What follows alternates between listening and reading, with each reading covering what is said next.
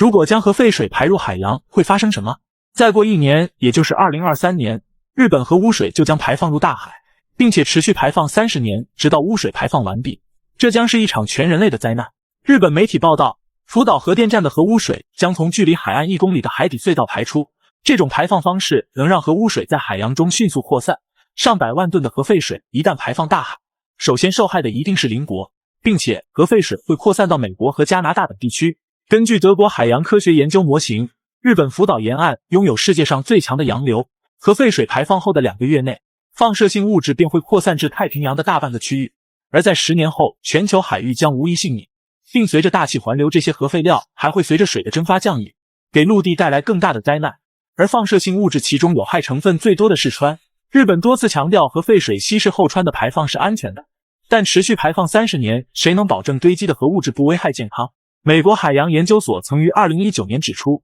其实核污水中多数放射物是可以被过滤的，但其中却有几种难以处理，其中有碘129可以导致甲状腺癌，490是导致白血病的罪魁祸首，已经被视为列入一类致癌物的清单。还有一种元素碳14的放射性可以持续5700年，一旦排入海中，能通过鱼类聚集将浓度积累。这些被污染的海鲜在未来数千年都有潜在的毒性，除非你不吃海鲜，不然不可能避免核污水渗透。而早